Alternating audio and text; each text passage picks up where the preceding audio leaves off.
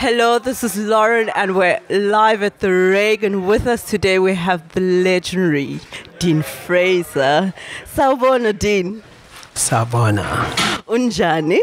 Ngiyaphilia. Yebo, itholile. Ubaba, itholile. Got it right on the head, as they say. How are you feeling today after performing on stage? Seeing you perform was really amazing. Well, I thank you, and I'm feeling good right now too. And you've been in Europe, you know, you're being on tour.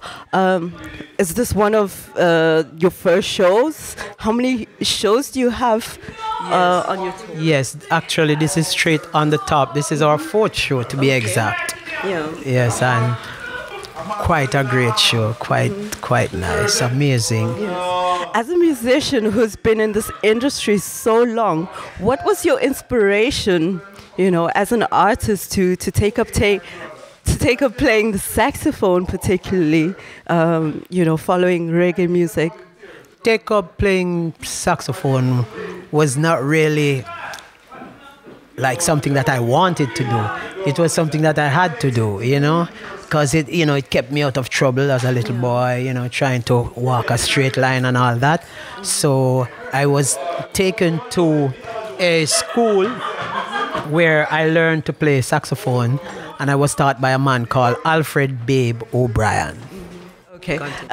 Do you have any other particular inspirations behind, you know, your following in reggae and particularly playing the saxophone? Yeah, man, because like after learning to play the clarinet first, I started to play saxophone, and my teacher himself was a great inspiration to me, and he was friends with, I think, some of the most fantastic musicians out of Jamaica, playing ska, rocksteady, reggae, you know, the Tommy McCooks and the Ronald Alfonsos, Sterlings, you know, people like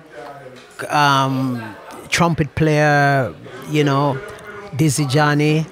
All these people were very inspiring to me personally, because I actually got a chance to see them perform and see them at their excellence playing music, you know. And as a musician, you know, being on tour and everything, what has been the most memorable moment that you've had to date? I don't know. I really don't know. But I remember once playing alongside Peter Tosh. I played with Dennis Brown at that time. So I played Peter Tosh, Dennis Brown, who I played with, opened. No, we didn't open. Steel Pulse opened. Then Dennis Brown and Peter Tosh in Montreux Jazz, and that was really, really, really exciting for me. Wow. Really amazing. And what does repatriation mean to you? Well, repatriation means a lot still, you understand, because we have gone through a lot, and we learn every day. We learn of the struggles, and we learn where we come from, and this helps us to know where we are going. So, you know, right now, really and truly, I would like my people to really check out Africa fully, totally, you understand me? So we hope that the doors will be opened to them so that they can repatriate and learn about them culture and them motherland, where all of them come from.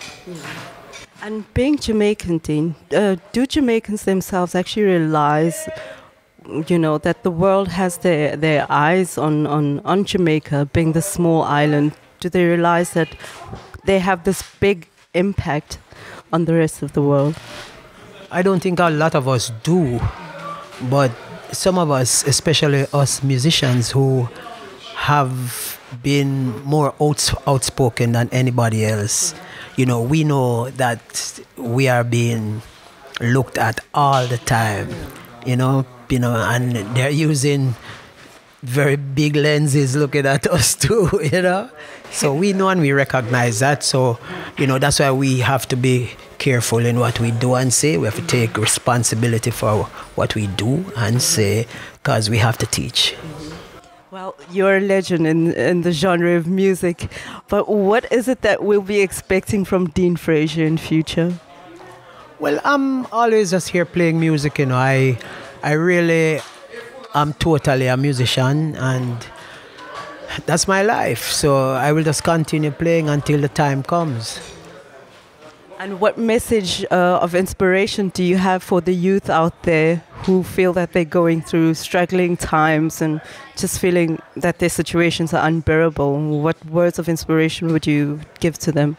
Well, one of the things that I would love them to understand and recognize is that this is a very tough ambition. You know, it's sometimes you don't think you should do it.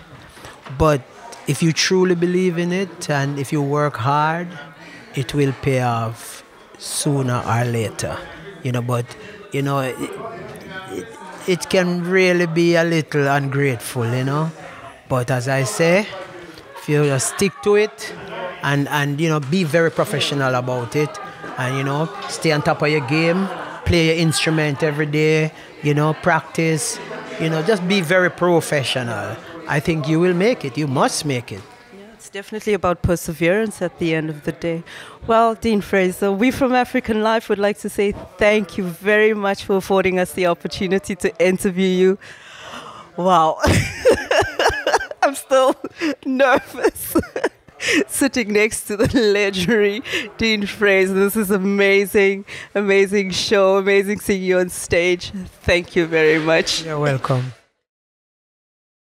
And do you have any particular other inspiration? Oh gosh. Yo! Okay, there's gonna have to be some editing. Oh, I'm sorry. I'm sorry, Dad! Are you All right, pressed? I'll come. You have the cut. Okay, we'll just cut. Just continue. Okay. Continue. Do you have